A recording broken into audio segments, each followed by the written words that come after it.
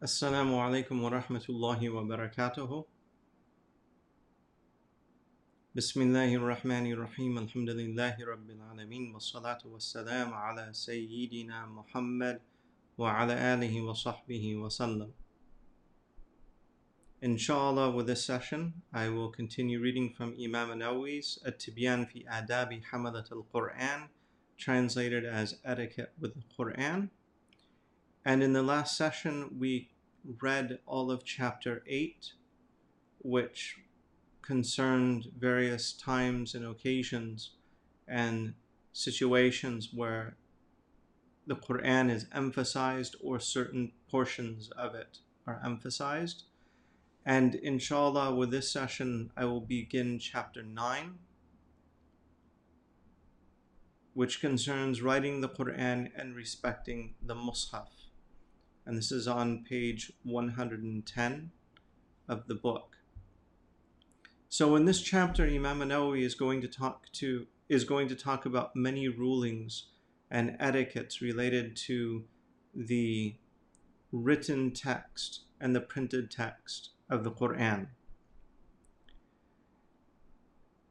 And he says, rahimahullah, know that the mighty Quran was compiled during the lifetime of the Prophet sallallahu alaihi wasallam, corresponding to what is in the Mus'haf today. And Mus'haf is the Arabic word which refers to a compiled volume of the entire Quran, and its plural is masahif. And inshallah, while reading through this section, I will try to use an English plural of the Arabic singular. It's going to sound a little bit weird, but I try to minimize the amount of Arabic vocabulary that people would need to know when reading my books or listening to me talk. Okay, so know that the mighty Quran was compiled during the lifetime of the Prophet sallallahu alaihi wasallam, corresponding to what is in the Mus'hafs today.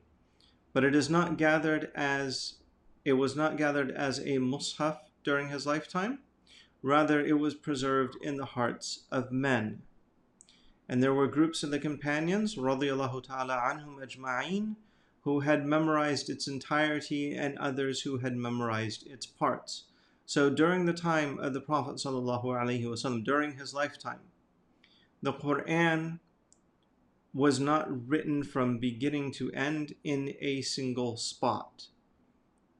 It was memorized in its entirety, and fragments of it, which would amount to the entirety of the Quran, were written down on skins and on bones, papyrus and other materials. But the entire text from beginning to end was not written down into a single document during the lifetime of the Prophet sallallahu alaihi wasallam. And Imam al-Nawawi is going to explain this a little bit more, but that was just to clarify what the situation was. During the caliphate of Abu Bakr as-Siddiq, may Allah be pleased with him, many of the bearers of the Quran were killed during various battles. He was alarmed at their deaths, and he was worried that people after them would disagree about the content of the Quran. Therefore, he sought counsel from the companions, and may Allah be pleased with him, regarding gathering the Quran into a single Mus'haf. And this, in fact, was their counsel. So he had the Quran written down in a Mus'haf and placed in the house of Hafsa, al-Mu'mineen, may Allah be pleased with her. So notice that Abu Bakr as-Siddiq radiyallahu ta'ala anhu sought counsel from the companions in doing this, because it was a major thing in their view to do this, and it was something that should only be done after first seeking counsel with the companions. So even though Abu Bakr as-Siddiq radiyallahu ta'ala anhu was in a position of authority where he could do this, he realized that his authority still required him, had this responsibility of first seeking counsel. So yeah, he was in a position of authority, but he wasn't a dictator.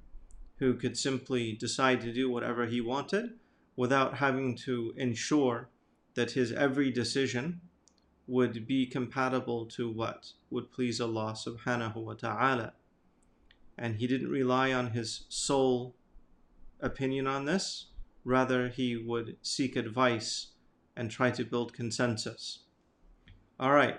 So Islam spread during the Caliphate of Uthman radiallahu ta'ala anhu, and Uthman feared that any discord over the Quran would lead to abandoning something of the Quran or adding something to it. So he made many copies. So he had many copies made from the Mus'haf that was kept with Hafsa. So Islam spread throughout the regions, and there was some worry that people might disagree over what was in the Quran or what the Quran meant. And so what Uthman radiallahu ta'ala anhu did is he had the Quran, he had copies made from the Mus'haf that was kept with Hafsa radiallahu ta'ala anha, and then he had these Mus'hafs dispatched to the various regions of the Islamic world, and he also sent with each of those copies someone who would teach it to the people in that region. So it wasn't just a document that he sent. He not only sent the Mus'haf, but he also sent a living commentator who could explain it to the people. Again, out of fear that they might misunderstand, misread what was in there. His action was based on the agreement concluded between himself, Ali ibn Abi Talib, the rest of the companions, and the others. And the others included Tabi'een, may Allah be pleased with them. And I skipped a little sentence there, okay? He then dispatched the copies to the various regions, and he ordered the destruction of any versions that varied from it. Something you have to know is that before this, people had personal copies of Quranic texts. And when they wrote them down, they would often include their own commentary.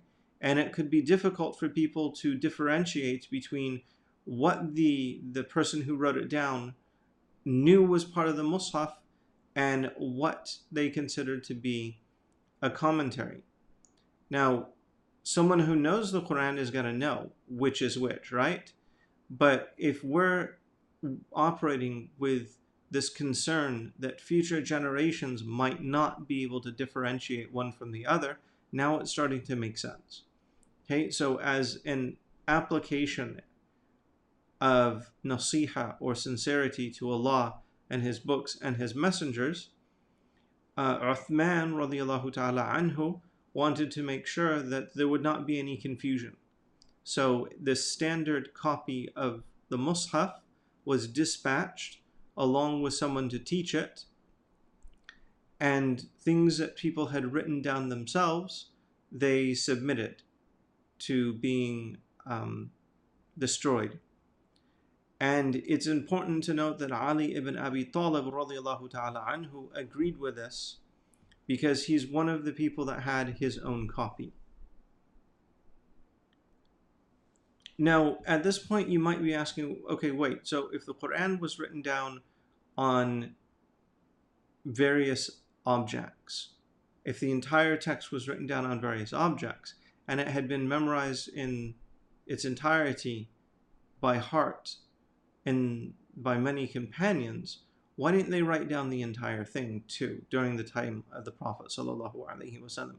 So Imam al-Nawawi responds to that question, and he says, it was only because of the coming of new revelation and the abrogation of the revelation already recited that the Prophet ﷺ did not gather the Quran into a single Mus'haf. And this possibility did not cease until his death, ﷺ. Okay, so as the Quran was being revealed to the Prophet ﷺ, verses would sometimes be added to what had already been revealed. They might be injected into what had been revealed. They might get moved, so there was a little bit of flux. there were some things that were read as part of the Quran that Allah later abrogated, meaning abrogated the recitation of. So they were never read, they were no longer read as part of the Quran. Now, this issue of abrogation is something that I don't want us to get stuck on here. The important thing, that what's the underlying thing between the various, what's the underlying cause behind the things that Imam al-Nawawi mentioned? That the Quranic text was still in flux as far as we went. So, you don't really want to record things. You don't want to go through these great efforts to record something when it's in flux. You would want to wait until it's set and then record it. I realize that today that it's really easy for people to write stuff down. You can pull out your phone, you can start writing on it.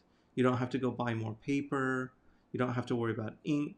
But think about their times where writing material was scarce and expensive. You couldn't just drop down to the local grocery store and buy a notebook and buy as many pens as you want. And you could even choose what color you got and which brand. Okay, at that time, writing implements were a bit of a scarcity. And so you don't want to just use these things if you know that it might go to waste, meaning that the work you do would then need to be undone. Okay, so we can understand why writing it down, with all of the efforts that went into it, is something they wouldn't want to do until the very end.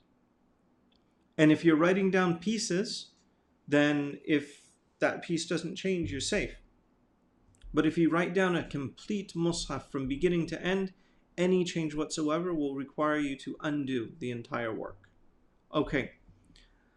So, when Abu Bakr and the rest of the companions were no longer concerned about the possibility of changes in the text occurring and the public good called that it indeed be gathered, they did so, and may Allah be pleased with them. And if you read up on the history of the compilation of the Quran, it was quite complex what they did, where even though the people who were working at compiling the Quran were themselves memorizers of the Quran, and they could have written it down by heart, they wouldn't write anything down, they wouldn't record anything unless someone came with a written example and testimony to back it up.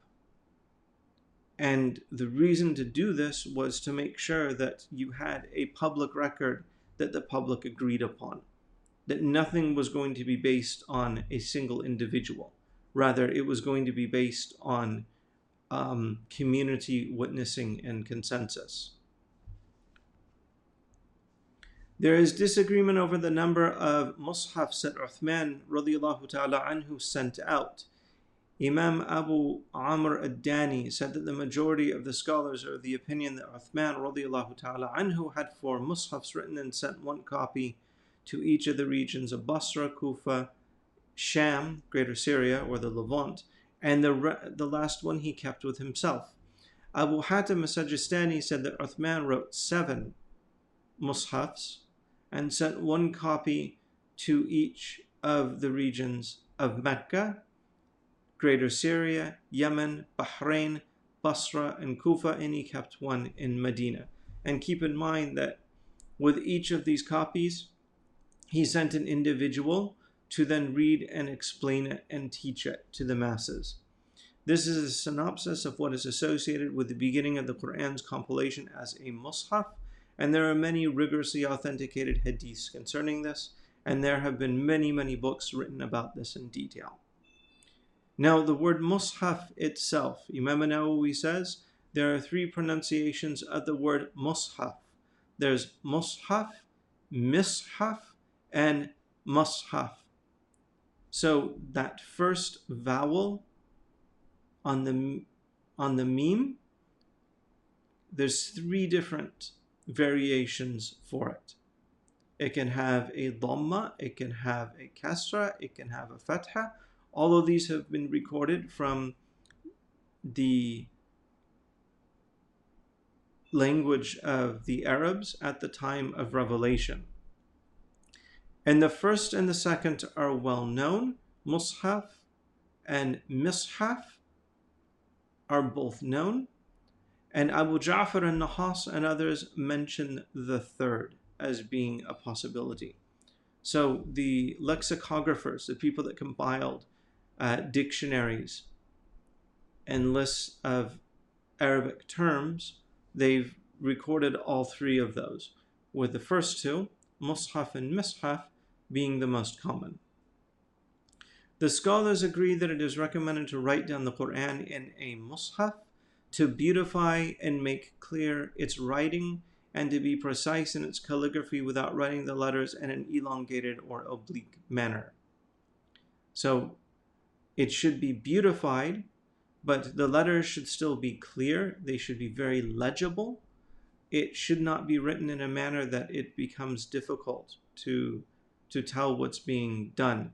Now, he's talking about writing down a mushaf that's intended to be read, and I'm not sure that the ruling here would extend to works that are intended to be art. Okay, so the scholars agree that it is recommended to write down the Quran in a mushaf. So he's talking about the mushaf, which is something that's meant to be recited from, as opposed to something that's intended as an object of art and an expression of beauty. Okay, to beautify the text and to make clear, to clarify its writing, and to be precise in its calligraphy without writing the letters in an oblique or elongated manner. So it's supposed to be beautified, yes, but there should be limits on how ornate and intricate the calligraphy would be. Scholars have recommended to include the dots on the letters and to vowelize the words of the Quran, since this guards against errors and alterations. When the Quranic text was originally written down, the Arabs didn't put dots and they didn't put vowels on words. So the word, when they wrote down the word thabata, it could also be read as bait and Bennett and many other words, because all it would be is basically it would look like the profile of a bunch of boats, right? Because it would just be, that shape. Okay, so all they did is they wrote down the basic letter form without putting the dots or the diacritics on it. And if you were of their age, you would be able to figure out the dots based on context and based on what you had memorized. But if you tried to do it today, it would be very, very difficult. So what the early generations of Muslims did is they did add the dots and they did add the vowels. And the reason for this is, like was stated here, because it guards against errors and alterations. It was put in there to facilitate reading and to ensure that misreading would be very difficult. And this is why if you look at, I think, websites like Islamic Awareness that have manuscripts of the Quran, you will find examples of an old Kufic script where it's just the letter forms without any dots or vowels. That's how it used to be read, used to be written down. And alhamdulillah, they added the vowels and the diacritics because it would be quite difficult for us today to read and make sense of it without those. Okay, as for a Sha'bi and a Nakha'i, may Allah be pleased with them both, disliking dotting the letters, they did so at the time only out of fear that some alterations would occur. But this is no longer feared today, so there is nothing to disallow such dotting, for it cannot be disallowed based on it being some kind of innovation, since it is considered a good innovation. And this is true with other similar matters, such as recording knowledge itself, building schools and Sufi lodges, and the like. So Imam al-Nawawi here mentions that Imam al-Nawawi here enumerates several instances of acts that are religious, and they were not done during the time of the Prophet sallallahu alaihi wasallam, and they're still deemed to be praiseworthy or good innovations. And Allah knows best. It is not permissible to write down the Quran with something filthy. So you can't use material that is filthy. You can't write it on material that's filthy, and you can't write it with material that is filthy. So you can't write it on paper that has filth smeared on it, and you can't write it with something that is najis. So you can't write the Quran, for example, with blood, because blood is najis. And you can't write the Quran on the bone of an unslaughtered animal. And you can't write it on the hide of an animal that wasn't slaughtered and then wasn't purified through tanning.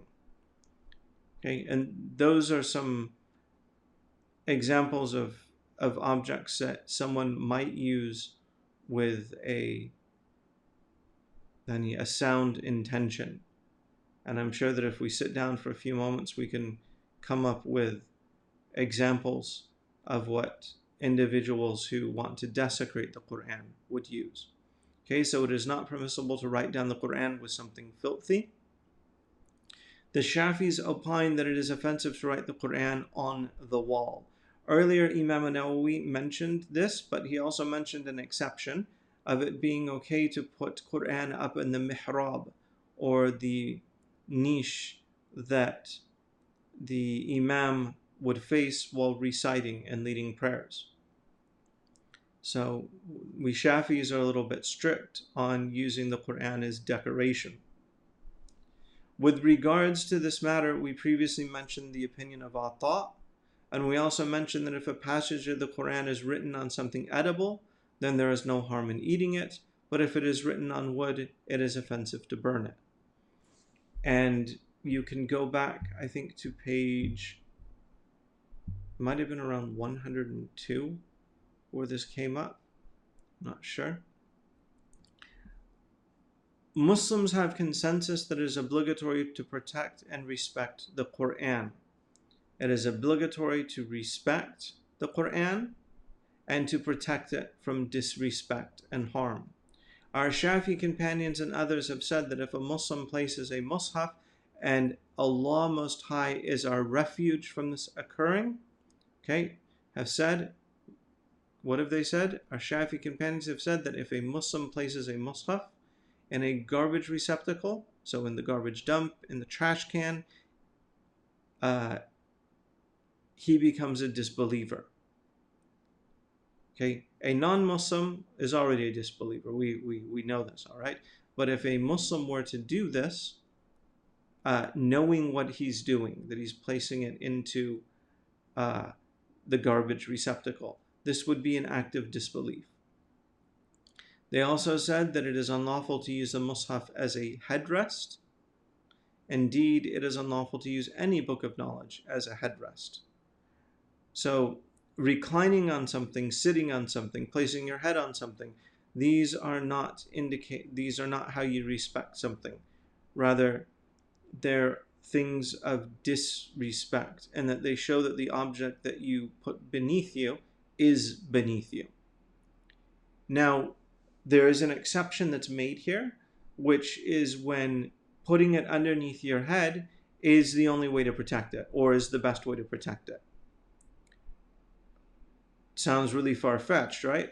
Well, suppose that you are traveling with people who don't like Islam and don't like the Quran, and the only way to keep it safe is to have it in your possession when you sleep. And the only way to really be aware of it being removed is if you have weight around and on it. Well, you don't want to put it underneath your back or underneath your butt, right? Because that would put a huge amount of weight on it, and that would be even more disrespectful. So where can you put it that isn't going to be moved without you waking up? Well, your head. So the exception is given when that is actually the best means and the least disrespectful means of safeguarding it. So the scholars mention that putting books underneath your head and using it kind of like a pillow is a way to go. But notice, wait, you're not using it as a pillow. You're using your head as like a safe. So anyways, they mentioned this as a possibility. And maybe it doesn't really make so much sense to us today because when we travel, we often have access to luggage or we can stick it in our car or whatever. But if you're traveling with a band of people and you're sleeping in a spot together, it makes sense to do it this way. It's easy for people to pick pockets while you're asleep to ruffle through your bags. So where are you going to put it? You're going to put it underneath your head, because if someone tries to remove it from underneath your head, you're going to wake up and you're going to be able to stop them. Okay, so Muslims have consensus that it is obligatory to protect and respect the Mus'haf, and our Shafi companions and others have said that if a Muslim places a Mus'haf, and may Allah protect us, in a garbage receptacle or worse, he becomes a disbeliever. They said that it is unlawful to use a Mus'haf as a headrest, and indeed it is unlawful to use any book of knowledge as a headrest. However, the exception is given that you can place it underneath your head in order to safeguard it when there isn't a better way to do it. If someone is presented with a Mus'haf, it is recommended that he stand. Since it is recommended to stand for the meritorious scholars and the elite, and it is even more appropriate with regard to the Quran. So it is meritorious, it's recommended to stand when the Mus'haf is presented to us, and when someone who is our better approaches us, and it's done out of respect. Okay? And it is even more appropriate with regard to the Quran. I presented evidence of this. I presented evidence that it is recommended to stand in a monograph that I composed on this topic. And indeed, Imam al-Nawawi has a well-known book on this, about the merits of standing, especially when ulama come. So he's written a book, he's brought lots of evidence, he brought counter evidence, and he responded to that evidence. So while it might not be something that there is unanimous support and consensus over, it is definitely an opinion that is well-founded amongst the ulama. So if it's something you don't want to do and you've got good evidence for it, great. But if you see other people doing it, you don't get to fight about it. We related from the Musnad of Ad-Darimi with a rigorously authenticated chain of narrators that Ibn Abi Mulaika said that Ikrimah ibn Abi Jahl, may Allah be pleased with him, would place the Mus'haf on his face and he would say, "My Lord's book, my Lord's book." Okay, so he would place the Mus'haf on the most noble part of his body, because the face is usually considered the most noble an honored part of an individual's body. It is unlawful to journey to hostile lands with the Mus'haf if it is feared that it will fall into their possession, based on the well-known hadith in the Sahihain. So there is at least one hadith in Sahih Bukhari and Sahih Muslim, so a single hadith that is included in both of them, that the Messenger of Allah sallallahu alaihi wasallam prohibited that Muslims journey with the Quran to hostile lands. Commentators on these hadiths point out that what's feared here is that they would obtain the Mus'haf and then disrespect and desecrate it, and it's also feared that if they obtained it, then they might alter and modify it. Either way, it is a disaster. So with that underlying cause in mind, you can now understand why some people of today hold this view, because they have this concern that it will be desecrated. And likewise, you can also understand why many people hold that the ruling has changed in our times, because the Quran has now been recorded and mass transmitted to such an extent that it would be pretty much impossible for someone to tamper with a text without it being noticed quite quickly. So there is a good argument to be made that this ruling no longer applies because the underlying cause, the Allah, is no longer there.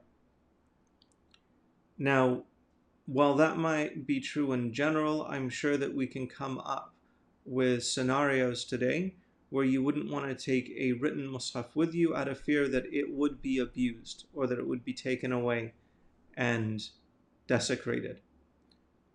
I guess this is why we should be thankful that we also live in an age where digital books are quite easy to have and easy to wipe out. It is unlawful to sell a mushaf to a non-Muslim resident of the Islamic State. And given what I just mentioned above, we should be able to figure out why. Because there's fear that a non-Muslim is going to touch it when they're not permitted to touch it, that they might in some way debase it or abuse it.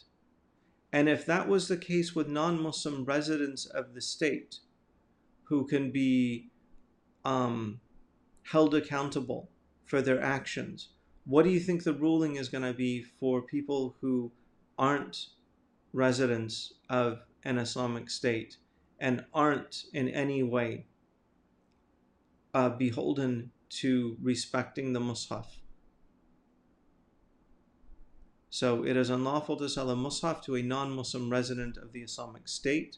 If it's unlawful there, then it even needs to be more unlawful, or more likely to be unlawful, that someone who is an enemy of Islam, or someone who comes from lands where Islam is regarded evilly, that it would be unlawful to also sell it to them.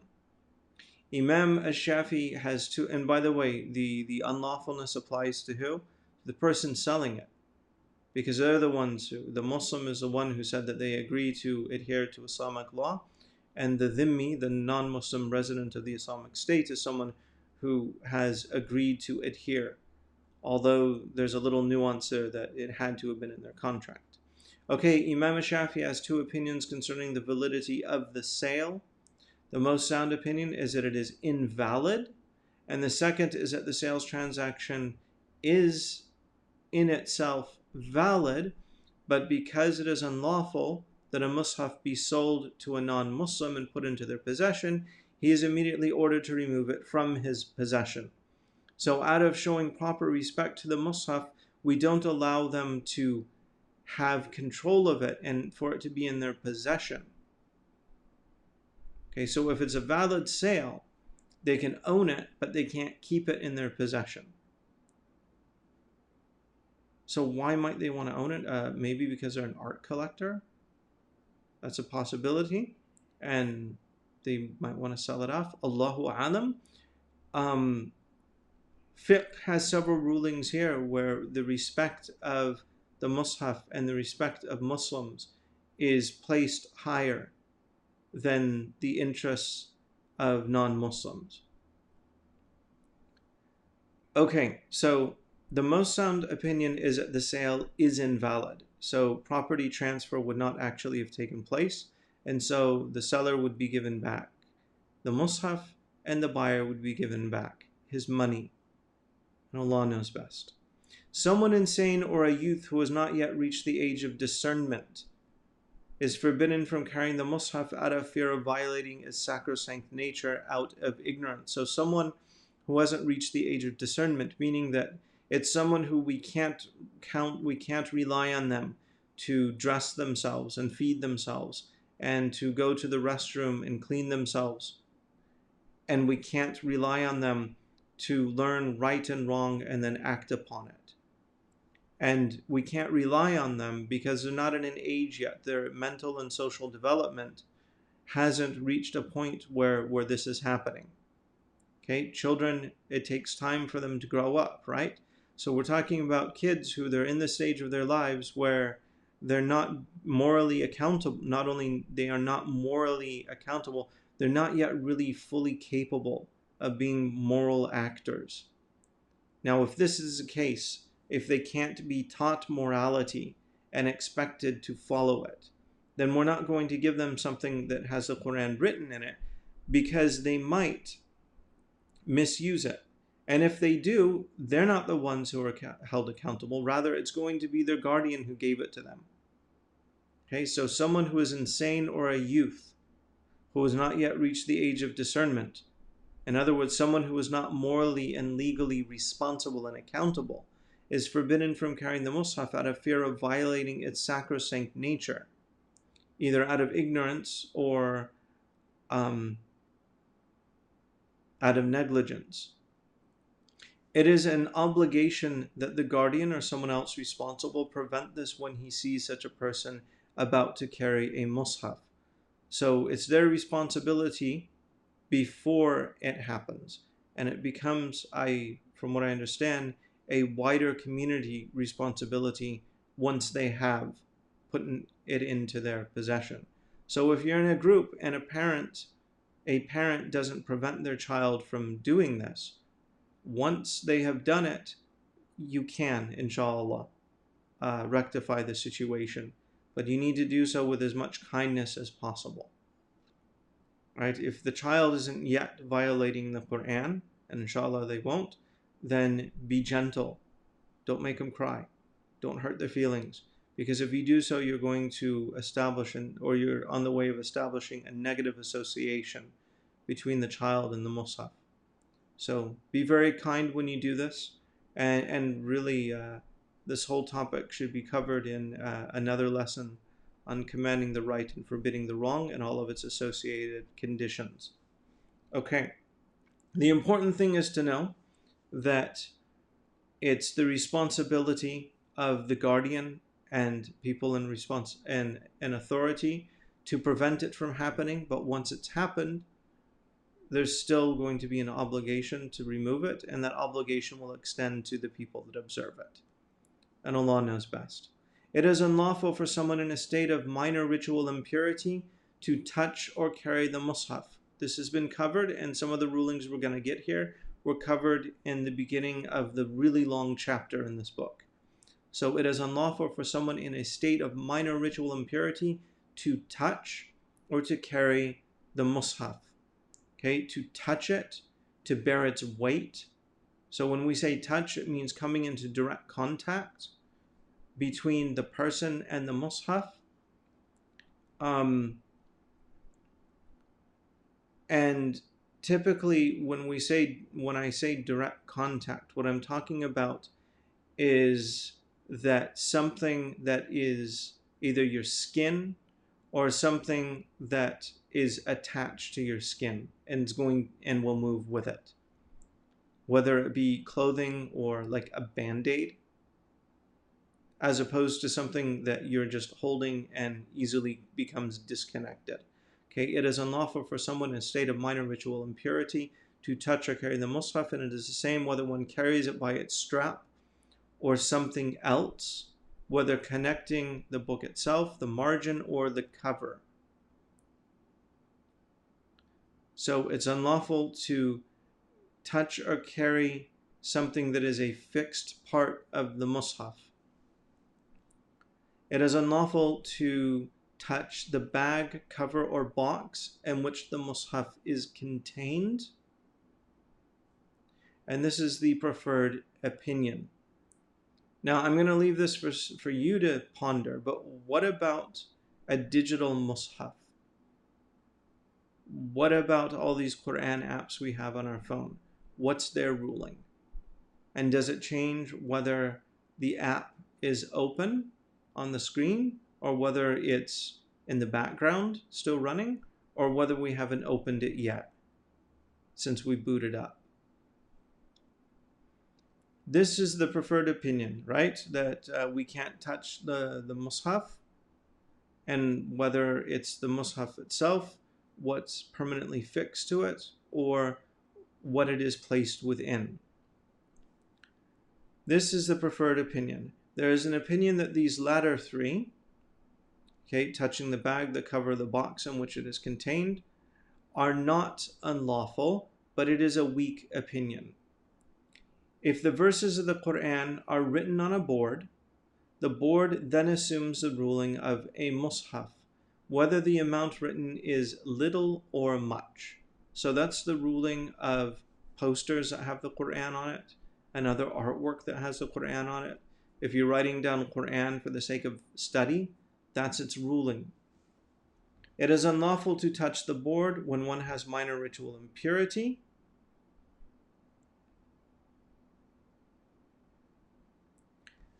Even if it is part of a verse written for the sake of study. Someone asked me to clarify about it being unlawful to touch it with clothing that we're wearing. Okay, if you, for example, have gloves on your hand, or you have a sleeve, long sleeves, these things are going to move with you when you move. And there's something that if you open your hand, they're still going to be attached to you. And so we're going to give them the same status as you. So you shouldn't be touching the Quran in a state of impurity with something that is fixed to your body and doesn't like easily come off if you just like shake your hands or open your hand. This is in contrast to, let's say, a miswak or a pencil, because there you're touching through an instrument that isn't part of you. So if you want to turn the pages, if you open the Quran while in the state of purification, or someone opens it for you, and then you want to turn the pages like with your miswak, or if you have a pencil with an eraser on it, okay, this would be fine to do. Why? Fine meaning it's halal. I'm not saying it's the best thing to do, but you can turn the page there because we would say that you haven't touched the Quran. You have made the page move through the instrument of that pencil or your miswak. And we can't say that it's you and you're not wearing it. Okay. As for if you're wearing a scarf, one of the things that we get when we read about prayer is that it is not permissible for you to stand upon something that you are wearing that's going to move with you. Okay, excuse me, you can't make sajda on it. Okay, yeah, you can wear socks, that's okay.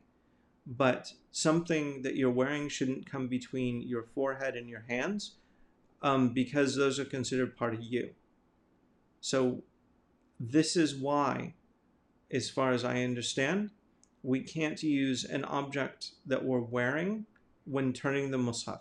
So the idea of a scarf, if you're wearing the scarf and the scarf is like short enough that when you move around, it moves with you, then no, I don't see it as being permissible to do. If you have a really, really, really long scarf, so long that it's not going to move when you move, then you could argue that it's not really, that part of the scarf isn't really you. But when it comes to things like gloves, the problem there is that you are touching it. It's a really, really light film between you and it. And so you're bearing the weight. We definitely would say that you can feel like the weight of the page directly. Whereas if you're going through an instrument, that's really not the case. So I hope that I've answered the question a little bit better. Instead of, if you're wearing a scarf, if you're in a position where you need to be able to turn the page, take off the scarf, assuming it's not your hijab. Take off the scarf. If it's like a winter scarf, just take it off and move it. Use Kleenex, use a pencil. There's lots of other things that you could use. If you're in a public space like a coffee shop, use a napkin. I'm sure that we can find other examples.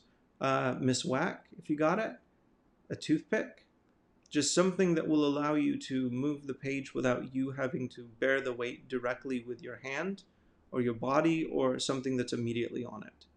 And Allah knows best.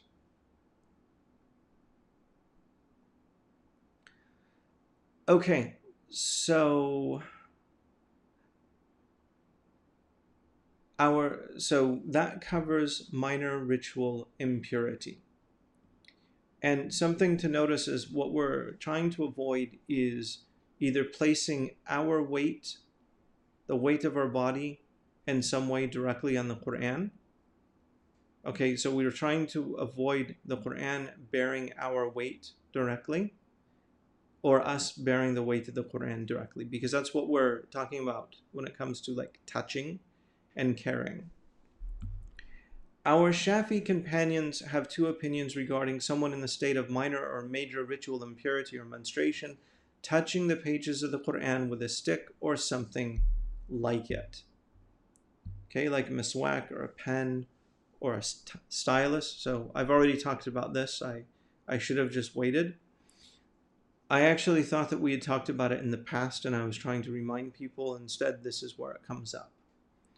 The most obvious opinion is that touching, moving the page through one of these instruments is permissible. And our Iraqi companions were certain of this opinion, since it does not constitute actually touching or carrying the Quran. So if someone's wearing gloves and they turn a page of the Quran, we would say they've touched the Quran. But if they use a miswak, it's the miswak that touched the Quran. The second opinion is that it is unlawful since it is regarded as holding one of the pages, and a page is like the entirety of the Quran. So now we have some of the very, very basic reasoning behind each opinion. And the most obvious opinion, and it's the one that we follow, is that it would be permissible in those states to use an instrument like the miswak or a pen or a stylus to flip the page. If one wraps his sleeve over his hand and turns the pages of the mushaf, it is still unlawful without any disagreement. And some of our Shafi companions were mistaken by conveying two opinions about this, and the correct opinion is certainty of its unlawfulness, since turning the pages takes place by the hand, not by the sleeve per se. And that is also similar to the question that someone had about a scarf that they're wearing. It is unlawful for someone who writes a mushaf while in the state of major or minor ritual impurity to actually carry the pages or to touch them while writing. If he does not carry them and does not touch them, then there are three opinions. Okay, so if he does not carry them, so he's not writing them he's not placing them on his lap, even if it's on a clipboard or a stack of things between him and it. Okay, so if he's not bearing the weight of the paper or whatever he's writing on, so it's like on a table, or maybe it's on the wall, or it's on a blackboard or an easel. The important thing being that he's not bearing the weight of the surface he's writing on. And if he's not touching it, meaning that his hand, so he's not like holding it in place while writing on it. Okay, so if he's not touching, if he's not holding and supporting the weight of the surface he's writing on, and if he's not touching the surface that he's writing on, there are three opinions. So he's talking about this scenario, this type of scenario. So how could this be? Like someone is writing Quran on the mihrab of a mosque, or someone is going to do a piece of art that has Quranic calligraphy on it, and the canvas is on the easel. So the weight is being supported by the ground here, or the wall, and they're not going to need to touch the surface because it's firmly fixed and held in place. And they're not going to be touching what they write directly because they're going to be using, for example, a paintbrush. So here we've got three opinions of someone doing this. We're in the state of major or minor ritual impurity. So the first opinion is that the writing is permissible, which is the sound opinion. Why is it going to be permissible? Well, because he's not bearing the weight. He's neither touching nor carrying the mushaf, and he's not coming into contact with it per se. So the first and the sound opinion is that it would be permissible. The second is that it is unlawful. And the third is that it is permissible when in the state of minor ritual impurity, but unlawful when in the state of major ritual impurity. So, the sound opinion that we follow is that it would be permissible, and the scenarios I mentioned might seem kind of far-fetched today, right? Because most of us aren't artists or calligraphers, but a lot of us do use computers while writing in Arabic. And a lot of us do write with a stylus or write on our phones in Arabic, including verses of the Quran. So what's the ruling going to be there? I'll leave that for you to ponder. And I mention those scenarios because they're much, much more common in our age today. And Imam al-Nawawi has given us the basis for coming to a conclusion. The sound opinion is that it is permissible for someone in the state of minor or major ritual impurity or menstruation to touch or carry the following, since they are not considered to be a mushaf. So the things that he's about to enumerate, it is permissible for someone in the state of minor or major ritual impurity or menstruation or nifas to touch, because they are not considered to be a mushaf. The first is a book of fiqh or some other field of knowledge that contains verses from the Quran. However, there's a caveat that the non-Quran dominates.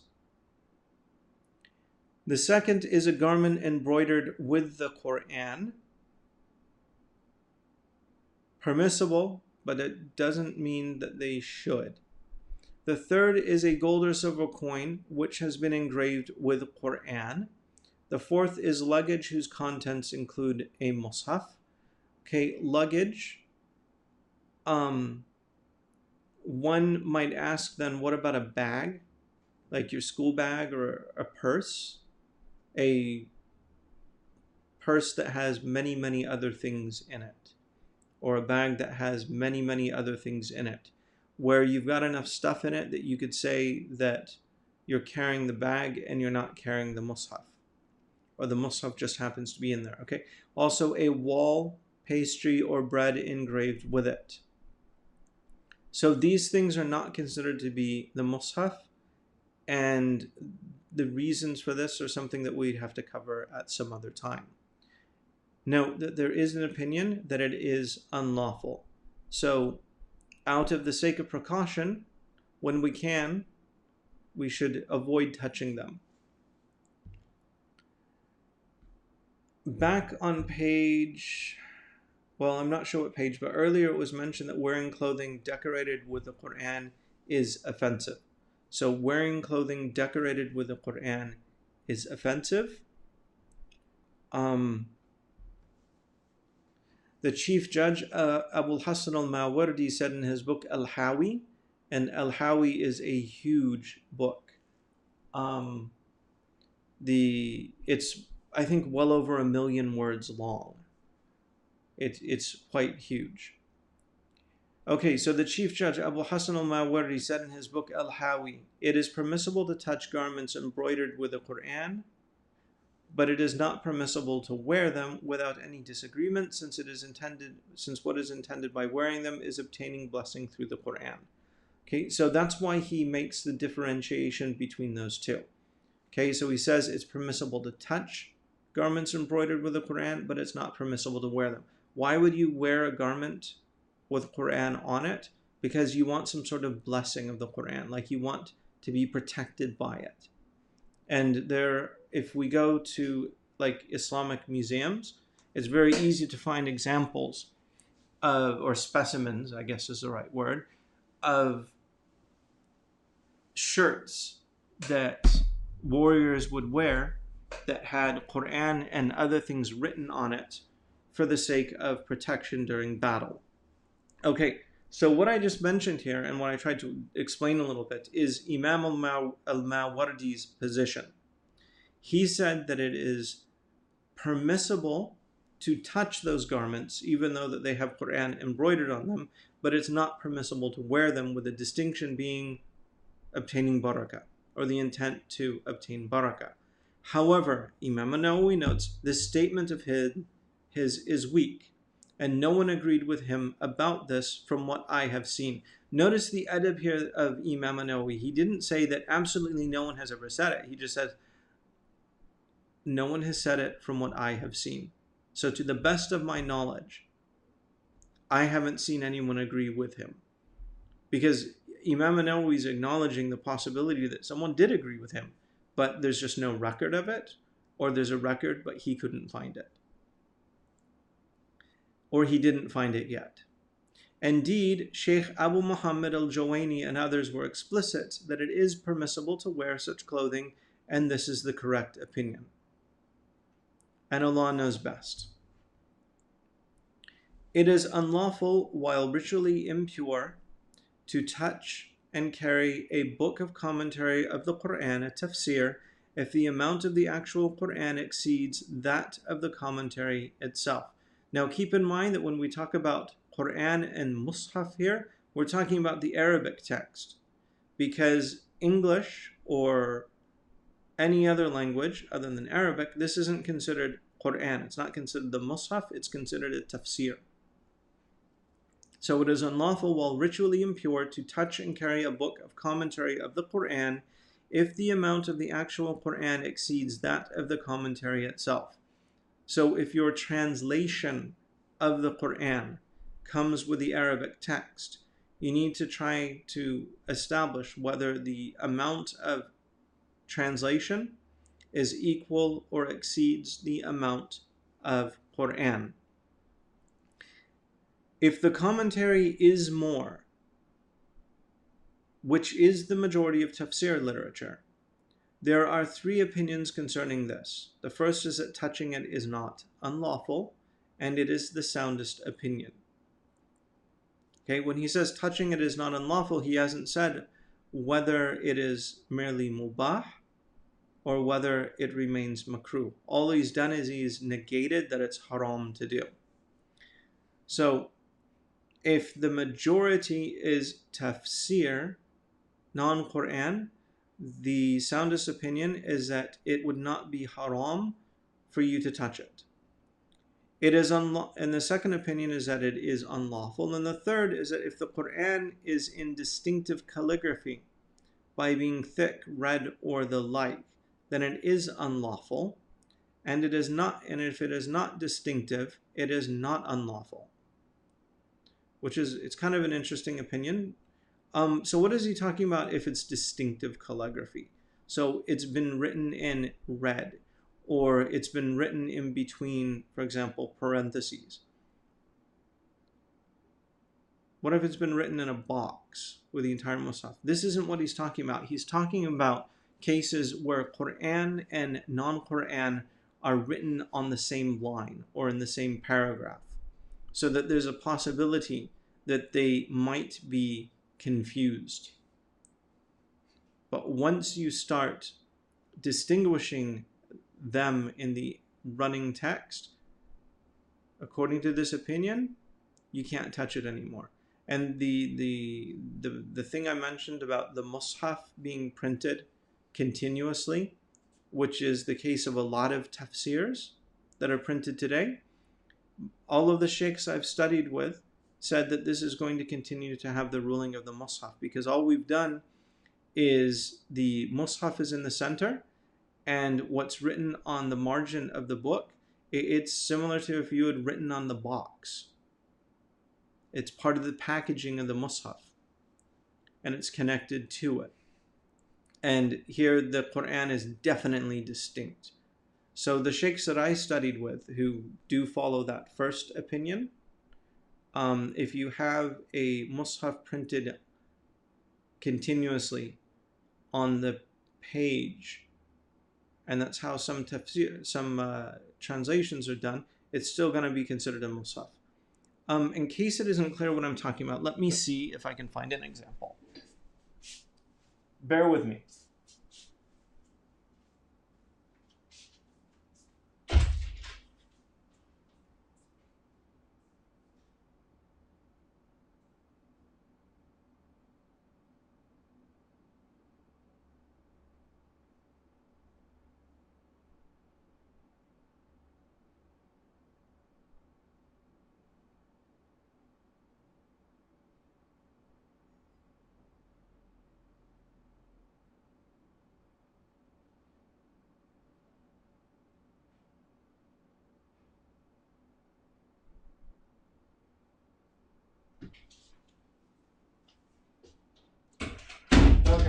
back.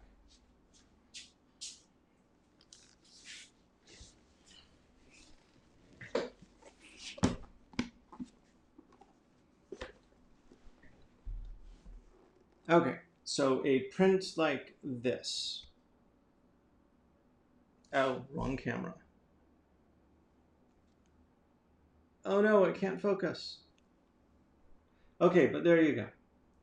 A print like this, I think virtually every sheikh I studied with told me that this should be treated as a mushaf. Why? Because you have Quran, you definitely have the mushaf in the center, and then you have a margin of non-mushaf, but you can't look at this and say that it's not the mushaf. And in this particular tafsir, every single page is a continuation. So you end up from Al-Fatiha up until the end of Wal Jinnati Wan Nas, you have the page of the Mus'haf without ever having a page without it. And so they would view this as being a Mus'haf with something written in the margins. And so they would give it the status. So this is what my shuyukh did. Perhaps they were just really cautious about the Quran, and you'll find people that say something else, but this is what my shuyukh told me to do.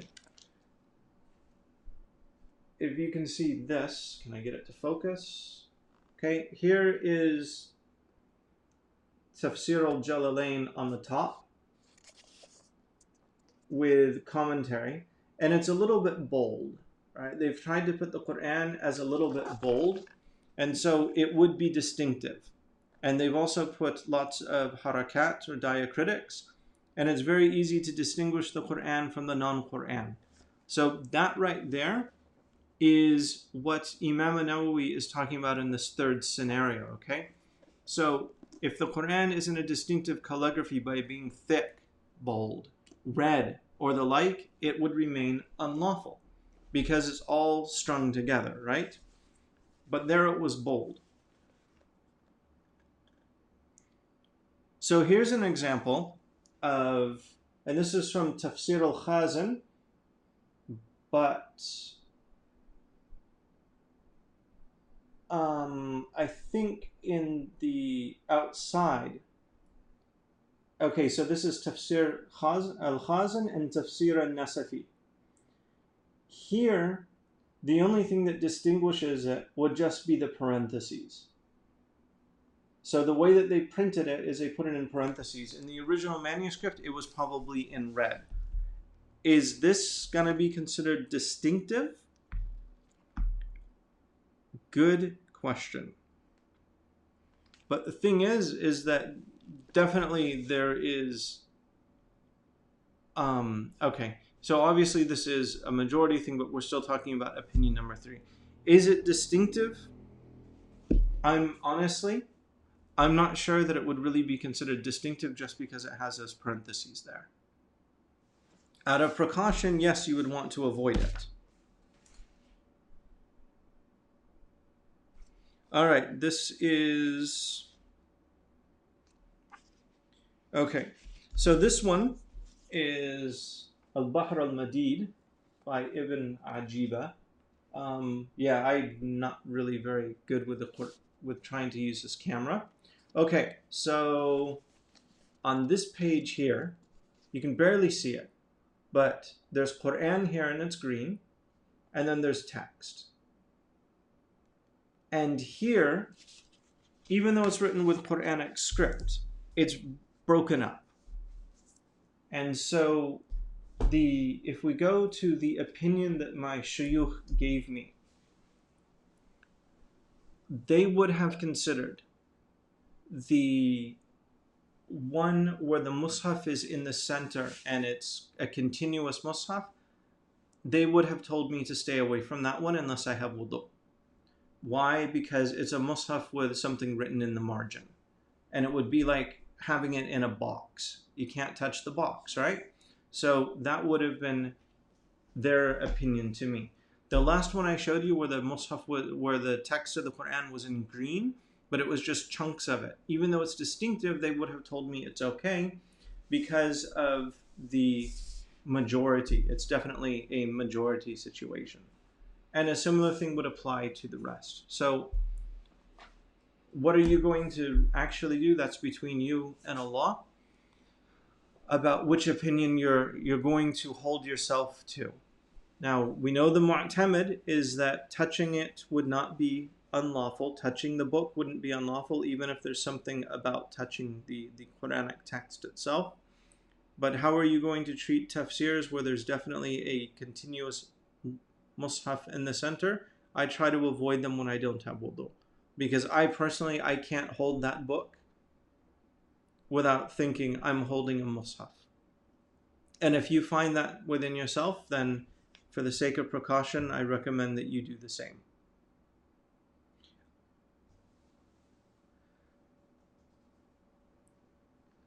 Okay, so it is not unlawful to touch books of hadith from the Messenger of Allah sallallahu alaihi wasallam if they do not contain verses from the Quran, but it is better not to touch such books except while in the state of ritual purity. So even when it comes to hadith, it is better not to touch books of hadith without ritual purity.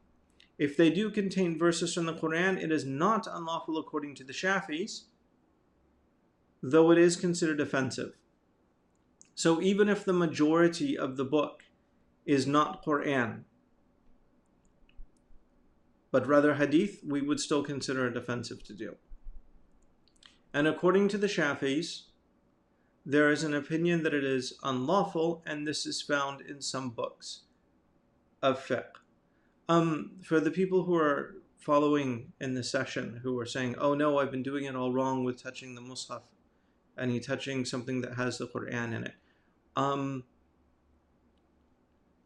Ask other people. If it's something that you need to do for various reasons, and then see if you can find another opinion. It's possible that myself and the people I studied with are more strict than what you need to be. Okay, so next Imam al-Nawawi is going to talk about something that I consider just skipping over, but for the sake of accuracy, I will include it. It has to do with what status do we give to verses that are no longer read as part of the Quran because they were abrogated.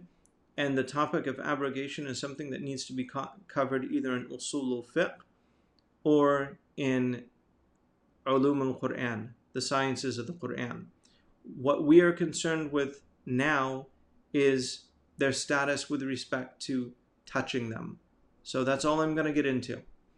Imam al-Nawawi says, it is not unlawful to touch or carry something whose recitation has been abrogated. Why? Because it's no longer considered part of the Quran. Such as when a married man or a married woman commits adultery, their punishment shall be stoning as retribution, and others. And that particular example he gave, it's well established in books of hadith that this was at one time considered part of the Quran, but then it was no longer read as part of the Quran. Our Shafi companion said that this ruling applies to the Torah and the Evangel also. These books have been abrogated, so we do not require ablution to touch them. Why you should be touching and whether or not you should be touching them is a different issue.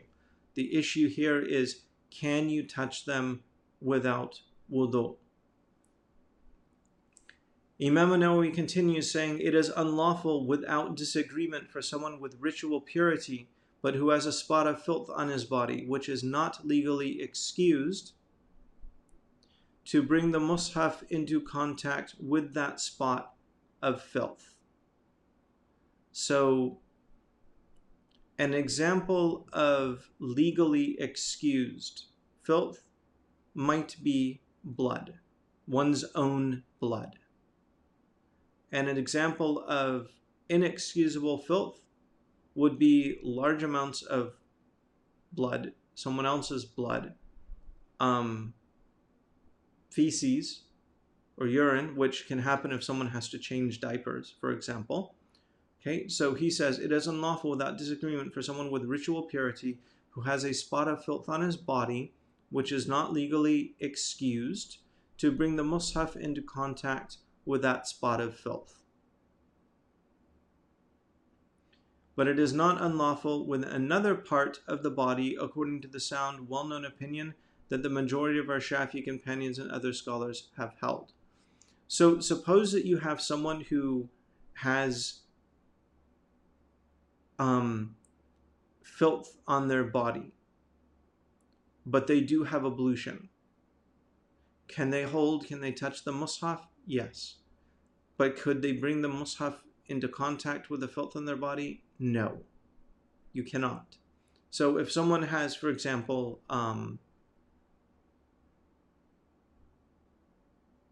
no, I don't want to come up with any examples right now. Okay, so you can have a scenario where someone has ablution, but they have filth on their body that they can't pray while having on their body. Could they touch the Quran, the mushaf? Yes, but they can't allow the mushaf to come into contact with that filth. Okay, Abu Qasim Saymari, one of our Shafi'i... Oh, you wanted a scenario? Let's say you're out hiking and you happen to step in poop, and it's on the bottom of your shoes or it's on the top of your shoes. So you can always take off your shoes, right? But what, oh my gosh, I'm reviewing the Quran and I just stepped on dog poop. And I'm reviewing the Quran and I need to know, did I memorize this right or wrong? Can the guy pull out the mushaf even though he has filth on his body? The answer is yes, as long as it doesn't come into contact with the mushaf. Okay, so there's a scenario. Yeah, and someone who's reading just mentioned the issue of what about a sick person who has pus in the body? Yes, that's also considered filth. I wanted to come up with an example that everyone who's listening to would easily grasp as being filthy. Abu Qasim al-Saymari, one of our Shafi'i companions, said that it is unlawful to carry or to touch the mushaf in such a case.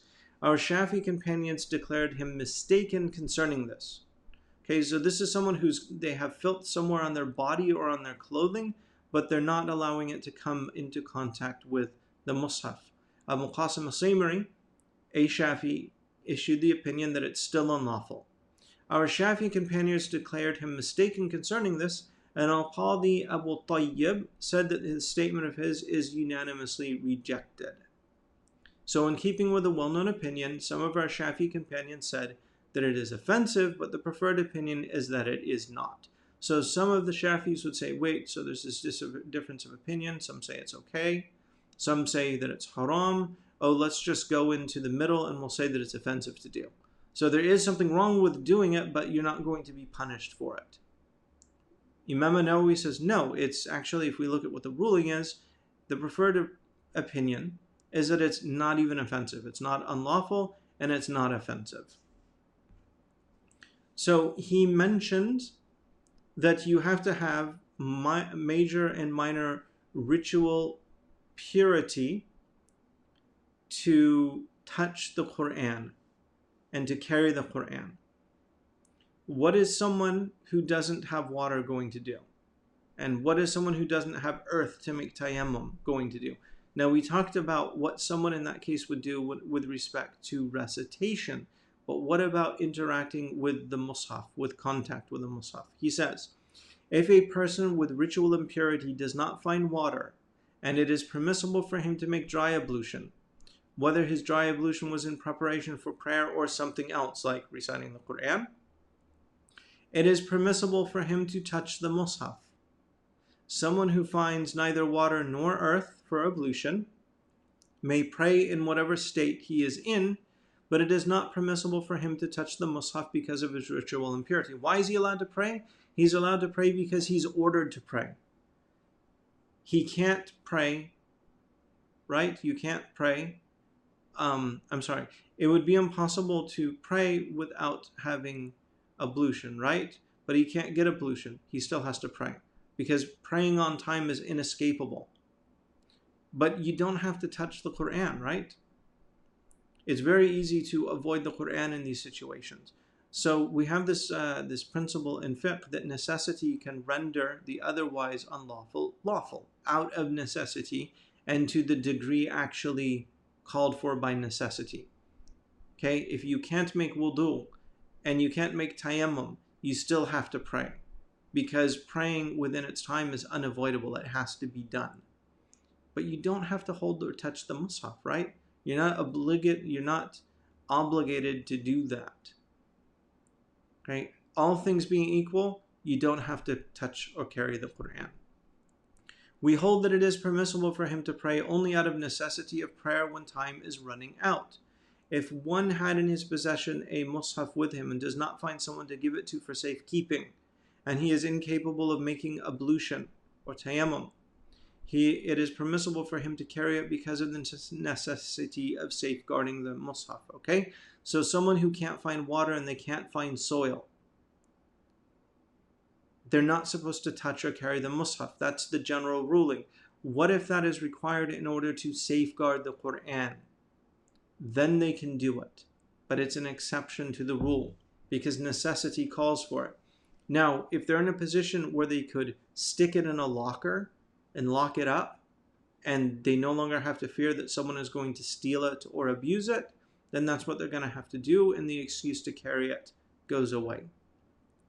Al-Qadi Abu Tayyib said that it is not essential for him to make dry ablution for the purpose of immediately safekeeping the Quran, but what he said is questionable and one should be required to make ablution. Okay? If time permits for you to make ablution and still safeguard the Quran, then do it. But if time doesn't permit, then you just skip it.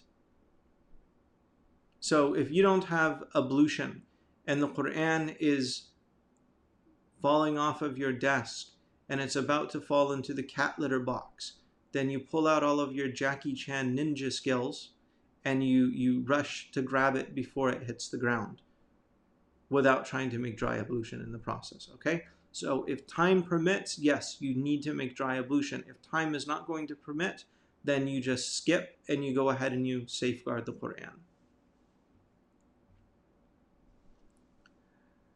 If one fears that a mushaf will be burned, submerged in water, fall into filth, or land in the hands of a disbeliever, then he may take possession of it, even while in the state of ritual impurity, out of necessity.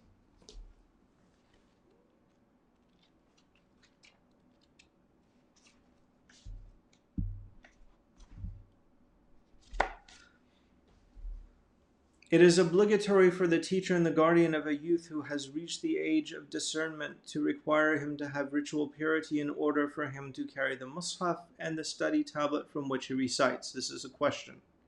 Now, Imam al-Nawawi already mentioned that you can't give the Quran or a part of the Quran to someone who doesn't have discernment or to someone who's insane out of fear that they're going to abuse it.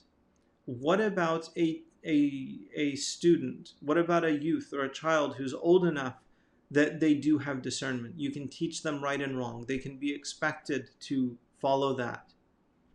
So if you tell them that they have to make wudu and they have to respect the Quran, it's reasonable to expect that they're going to do it, and we've seen them do this, okay? So is it obligatory for the teacher and the guardian of a youth who has reached the age of discernment to require him to have ritual purity in order for him to carry the mushaf and the study tablet from which he recites? Our Shafi companions have two well-known opinions. Okay, so on what basis would we require him to do it? Because he's not yet legally responsible. Well, if we're going to say, we could say that this is similar to prayer, where when children reach a certain age, we command them to pray with all of its conditions. And when they reach another age, we start reprimanding them if they haven't done it yet, even though they haven't yet gotten to the age of legal responsibility. Is it going to be like this? Okay.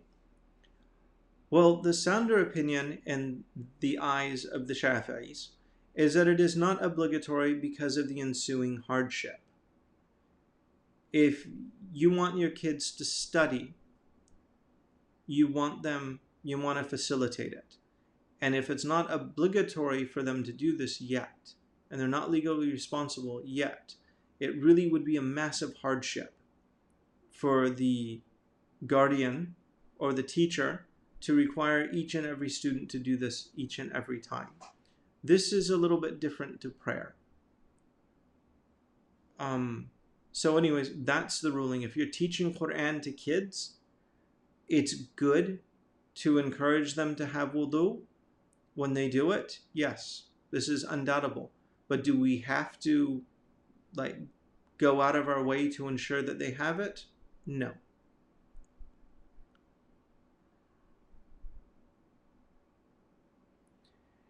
Is it valid to buy and sell the mushaf? Excuse me, that's not a question, that's a statement. It is valid to buy and sell the mushaf. There is no offense in buying the mushaf. Okay, so it's valid to buy and sell the mushaf. Okay, so it's a valid transaction, meaning that property has changed hands, and we're going to affirm all that goes with that. Just because it's valid, though, doesn't mean it's halal. So he's going to have to address that, and he starts by saying there is no offense in buying the mushaf. Our Shafi companions, however, have two opinions concerning its sale. What's the difference? The buyer wants to obtain it. He doesn't have it yet and he has need of it. Whereas someone who's selling it is in a position where he could just give it away, right? So we can see why there would be a difference when it comes to the two parties in this exchange. So buying it, there's no offense. But our Shafi companions have two opinions concerning the ruling of selling it. The sounder is that it is offensive, and it is the explicit opinion of Imam Shafi'i. Those who consider it neither buying nor selling the Quran offensive include Al-Hasan al-Basri, Ikrimah, and Al-Hakam ibn Utayba, and this is related from Ibn Abbas, may Allah be pleased with him. A group of scholars considered offensive to buy and sell the Quran. Ibn Mundhir conveyed this from Alqamah ibn Sirin al-Nafa'i, Shurayh, Masruq, and Abdullah ibn Yazid. Now, something to keep in mind here is that they're not talking about the mass-produced, low-unit price mushaf that we have today. They're talking about something that took hours of someone to write out, and it's a one-off product where each one is distinct. So it's permissible, it's within the realm of the permissible, but they still consider this offensive. And the amount of work that went into this is much, much greater than what we have today. Okay, strong aversion to selling the Quran is attributed to Ibn Umar and Abu Musa al-Ash'ari, may Allah be pleased with him, and a group of scholars considered buying the Quran to be a legal dispensation, a rukhsa, while selling it is offensive. Ibn Mundhir conveyed this from Ibn Abbas, Sa'id ibn Jubair, Ahmad ibn Hanbal, and Ishaq and Ibn Rahoya, and may Allah be pleased with them all. And Allah knows best. Okay, I should have stopped this session a long time ago. I'm double where I would prefer to go. But the thing is if I stop here, we wouldn't have enough for another session. So I think it's time that we bring an end. We finish the book. Okay, so we're now at chapter 10, Imam al-Nawawi's lexicon. Now, if we go back to one of the first sessions from this book, Imam al-Nawawi talks about how while he writes the book, he's collected an appendix at the back where he's going to mention all of the weird words that come up in the book, and he's going to provide an explanation and how to pronounce them. This is that appendix. What I'm going to do is, instead of reading the entire thing, I'm probably going to pick out a few of them and explain what's going on there, and then you can read them on your own. Now, I'm going to start by reading Imam al-Nawawi's introduction to this chapter, and then I'll probably make a few comments. So, he says, Rahimahullah, what follows is a list of precise renditions of the names and terms mentioned in this book, arranged in order of their appearance. Some prints today of this book, what they will do is they'll remove this part of the book and they'll turn it into footnotes, which can make the reading a little bit easier, but I really wish that the people who did that would go back and at least keep it as an appendix, so it's there. I wish they would find some other way to do it, like add numbers so that you can go back and forth. Okay. So anyways, what follows is a list of precise renditions of the names and terms mentioned in this book, arranged in order of their appearance. So it's going to come in the order that they appear in the book, not in alphabetical order. And this is one of the reasons why contemporary modern publishers have tried to find a better way of doing this. Okay, I understand why they do it. To completely vowelize each, clarify them, and explain them all would make this volume quite thick. However, I will touch upon them in the most concise fashion, and I will point them out as briefly as possible. And the first of them, the first occurrence of these words is in the introduction. Okay, so he starts with the word alhamd. And he says it means praising with pleasing attributes. Okay, so he's going to give words that he's mentioned in the book, and then he's going to say something about them. So let me get a couple examples. So on page 19, one of them is our prophet. May Allah grant him, bless him and grant him peace. He was named Muhammad because of his many praiseworthy qualities. Ibn Faris and others stated this, meaning Allah Most High inspired his family to name him this because of what he, Allah, knew of his pleasing qualities and noble characteristics. And may Allah increase his honor and nobility. So Imam al-Nawawi in this lexicon isn't just going to bring names he's not just going to bring words. He's going to also bring names of people, proper nouns, and he will often give a biography of them or an explanation of why they were named the way they were. So that was one example. Another one is on page 121. At the bottom, al-hasad, envy, is hoping for the removal of someone else's blessing. This probably came up when we were talking about the adab for teachers and students, and I would have brought out that, well, there's a difference between, in Arabic, hasad and ghibt, and I would have given an explanation for them, and some people might have asked, whoa, dude, where do you get this from? Well, here we go. I injected it into the commentary because I knew that Imam al-Nawawi himself makes this distinction. So here we go. This is where I got it. I wasn't just making things up. And I wasn't bringing in commentary that Imam al-Nawawi himself wouldn't have approved of. So Imam al-Nawawi says, al-hasad, envy, is hoping for the removal of someone else's blessing. Ghibt is similar to it, but without wanting the blessing to be removed. So hasad, Ahmed is rich, I want his wealth, and I want it to be taken away from him. Ghibt, Ahmed is rich, and I wish I could be rich like him. Fatima has memorized the Quran, and I want myself to be the person who memorized her, and I don't want her to have any of it. That's hasad, that's envy, that's haram. Fatima has memorized the Quran, mashallah, I really wish I could be like her.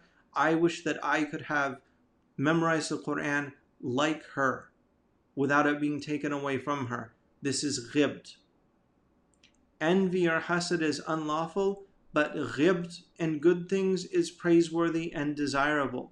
So wanting to be like Fatima, the Quran memorizer, without it being taken away from her, this is praiseworthy and desirable because memorizing the Quran is praiseworthy and desirable. Wanting to have the wealth that Ahmed has without it being taken away from him can be good. How? Because if you would put it to good purposes, it would be good. But if you wanted his wealth because he gambles and you want to be able to gamble like he does, well, it's the opposite, isn't it? Okay. So what is intended by him saying, may Allah bless him and give him peace? Okay. So remember there was a hadith about envy. So now we know where Imam al-Nawawi actually brought this up. And it wasn't where I thought it was in much earlier in the book, where he talks about the merits of reciting and reciters of the Quran. Okay, so we had a hadith where the Prophet ﷺ said, there is no hasad, there's no envy except in two people. Okay, and he said that there's, and Imam al-Nawawi explains what this really means is there's no praiseworthy ghibt. Okay, so the original Arabic word used hasad, but later on, apparently there's a reason to understand that what he's talking about here is ghibt, which is the praiseworthy envy. Okay, so Imam al-Nawawi explains why we would have treated the hadith this way, and it also probably explains why I would have translated it the way I did. Okay, so what is intended when the Prophet ﷺ says there is no hasad, or there's no envy except in two? What it means is there's no praiseworthy ghibt whose importance is emphasized except in two. So now we understand why Imam al-Nawawi would have included that hadith, and we understand why it would have been translated and explained the way it was. On the next page, page 122, he mentions at-Tirmidhi. Okay, and I've mentioned several times at-Tirmidhi related the hadith. So who is at-Tirmidhi?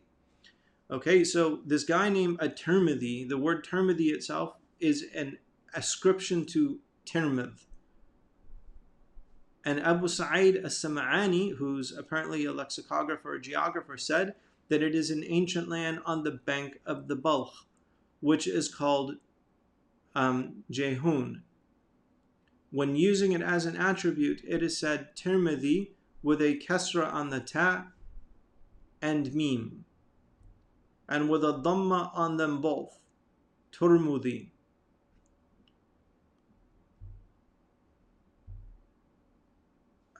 One moment. There's a typo that I'm trying to mark so I can fix this. Okay, so when using it as an attribute, it is said Tirmidhi with a kasra on the ta and mim, and with a dhamma on them both. Okay, so Tirmidhi is something that we often hear, but there's also another way, which is Tirmidhi. And with a fatha on the ta and kasra on the mim, Tarmidhi. These three variations are what as-Sam'ani conveyed. So a Tirmidhi, the person, why is he a Tirmidhi? Well, because he's being attributed to a Tirmidhi. So we can say that like someone who comes from Portland is a Portlander. I guess someone who comes from Boston is a Bostonian. And we have other attributes like that, okay, where we want to say where someone came from by giving them this character that we add, right? So when someone is from a particular region, the region of Tirmidh, we're going to say that they're Tirmidhi. So that's part of what's going on. And Imam al-Nawawi has told us where it is. So it's an ancient land on the bank of the Balkh River, I guess. Okay, and that land is also known as Jehun. I'm bad with geography. I'm not quite sure where it is. Okay, but then he mentions that this word Tirmidhi has three different pronunciations. It can be pronounced with a kasra on the ta and on the mim. Okay, so Tirmidhi. And it can also be pronounced with a dhamma on them both. A dhamma on the ta and a dhamma on the mim. So Turmudhi. It's kind of difficult if you already have a habit established. And it can also be pronounced with a fatha on the ta and a kasra on the mim. Tarmidhi. Three variations that as-Sam'ani has conveyed. So Imam al-Nawawi also tells us how to pronounce words that might have pronunciations that are not known, or it has variant pronunciations that should be recorded for the sake of posterity. On page 129, al-Baghawi, ascribed to Bagh, similar to what we talked about Tirmidhi, right? So al-Baghawi is someone who comes from Bagh, a city between Harat and Mar.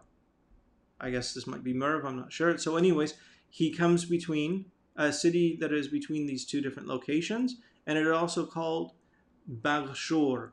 So if you know geography, maybe you know where those places are. I do not. And his name is al-Husayn ibn Mas'ud. So we now know the name, yani Imam al-Baghawi's name. Imam al-Baghawi was al-Husayn ibn Mas'ud. So Imam al-Nawawi in these entries, sometimes he's going to give us more information so that we can identify the people who are mentioned in the book. So why do you even do this? Why? To make sure that the people who read the book would be able to understand the words. What do the words mean? So there were words that during his time he saw that people didn't know the correct meaning, so he wanted to correct them. And because he couldn't just like open up Apple Dictionary or go to Wikipedia, he needed to make sure that all of that information was available to them now in this book so that they wouldn't have to go somewhere and get an additional resource. So one is to make sure that his book can be understood and that it's self-contained. And he also wanted to make sure that people would pronounce things correctly. All of this was to ensure that he could do everything he could to facilitate our understanding how to interact with the Quran. And there's books that are dedicated to this type of work.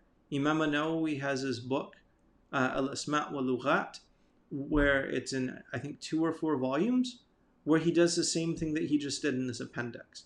And then there's massive dictionaries that do similar things.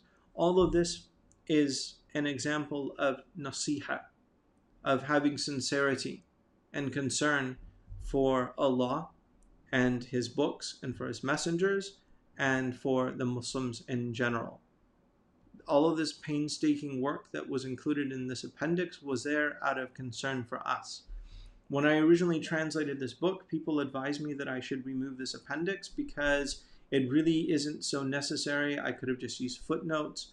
A lot of it is just, when you do the translation, you can do away with a lot of this. But I wanted to show how much work Imam al-Nawawi went through for us. And I also wanted to leave this here because in many cases, if I translated a word, I would only be giving one sense of the word, whereas Imam al-Nawawi sometimes mentions multiple senses. Okay? I wanted that to be clear, and if I put it into footnotes, would it be really clear what was me and what was Imam al-Nawawi? Okay, so I wanted people to appreciate how much work that Imam al-Nawawi and other scholars did for our sake and for the sake of Allah. We are now at chapter 11, concluding remarks, and this will be the end of these sessions from Etiquette with the Quran. Our author of the book, Imam al-Nawawi rahimahullah, said, "This is the last of what Allah has facilitated for me with regard to this book. It is condensed and minute compared to all that can be said about the etiquette of the reciters of the Quran. However, what I mentioned in the beginning of the book compelled me to make it condensed." Among the things that he mentioned is that people of his age, they just don't have the time and they don't have the interest and the ability to go through long books. And what's interesting is after Imam al-Nawawi did this book, he one-upped himself and he condensed it into a book that's 1/3 the size. Why? For the same reason. Even in spite of how condensed this book is, it still was too much for a lot of the people of his age, and he wanted to make it even easier for them to make use of this information. Imam al-Nawawi wrote 2 books on this topic, and he put a fair amount of time into it and some effort, and we see that in the previous appendix. And unfortunately, people of our age have virtually ignored this entire topic. Okay? And then we wonder why we don't get anything out of our Quranic recitation other than getting tired. May Allah protect us, and may He guide us, and may He make us any worthy of receiving anything at all from our recitation of the Quran. Because if we don't respect it, how should we expect to get anything out of it, I ask Allah the Magnificent that it be a source of comprehensive benefit for me and my loved ones, for anyone who looks in it, and the rest of the Muslims in the 2 abodes, this life and the next. So notice this, Imam al-Nawawi isn't just asking for himself and for his immediate family. He's asking that there also be blessings for anyone who just looks in the book. So when someone goes to the bookstore or to the library or visits your house and they pull the book off of their shelf and they just flip a few pages, Imam al-Nawawi asks that even people that are doing that get some sort of blessing. And also for the rest of the Muslims, in both this world and the next. And this is an excellent adab to have, that when you make dua, that you make it for everyone, even people that merely had a fleeting attachment to whatever you're making dua about. And this is why in some books, and it's something that it's a model I follow, you'll find the author talking about, may Allah bless whoever reads the book, whoever possesses the book, whoever the scribe who makes a copy of the book, the person who looked at the book, the person who heard the name of the book, and everyone else living and dead in this land and the next. So they're eventually going to get to everyone else, but they still want to try to get additional barakah and thawab for people who had any connection whatsoever with the book. Praise is for Allah, Lord of the worlds, praise that reaches the measure of His bounties and matching His provision. May His complete prayers and blessings be upon our Master Muhammad sallallahu alaihi wasallam and his folk and his companions, one and all praises for Allah, Lord of the worlds. The author, may Allah grant him mercy, wrote, I began compiling this work on Thursday, the 12th of Rabi al-Awwal, the birthday of the Prophet sallallahu alaihi wasallam, and I finished compiling it Thursday morning, the 3rd Rabi al-Thani in 666 after the Hijrah. And with this, we end the book, Etiquette with the Quran.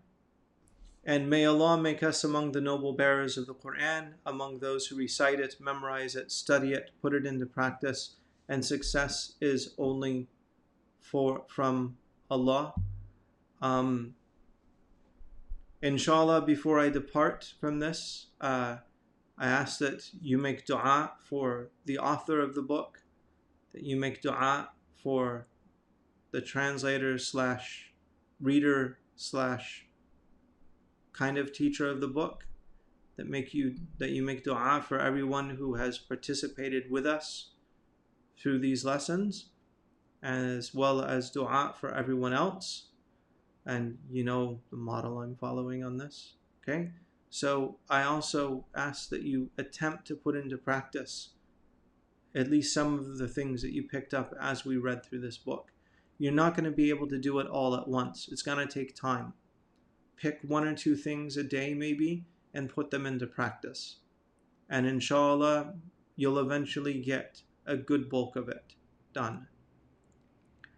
Perhaps the first thing that you need to work on, though, is tajweed, because this is one of the first things that we're going to need to know in order to recite the Quran. You have to be able to do it properly. So if you haven't done so already, find a tajweed teacher and engage them to teach you proper recitation. And if you can, get them to also reread this book with you in person. This would also be better because you learn more when you have direct contact with the teacher than you will when it's a one-way thing. I know that people have questions on points that they wish that I would elucidate on. When I go through this lesson, it can be difficult for me to do that, especially in this format. But if you're sitting directly in front of the teacher or in his presence, there's the opportunity to raise your hand and get clarification. So thank you very much for your patience, and inshallah, if there's a positive response to the series that I've done from this book, I'll do another book. So right before the final words, and these will have to be the final words, if you've enjoyed this, share it, subscribe to my website's newsletter, and that way you're going to be told when the next sessions come around. And until then, Assalamu alaikum wa rahmatullahi wa barakatuhu.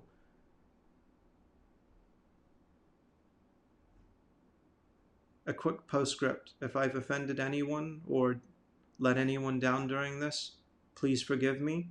And would you also please forgive any of the mistakes that I've made in pronunciation or any of the backtracking I've had to do. And if you could, please make sadaqah and then ask Allah to forgive me. Assalamu alaikum wa rahmatullahi for reals.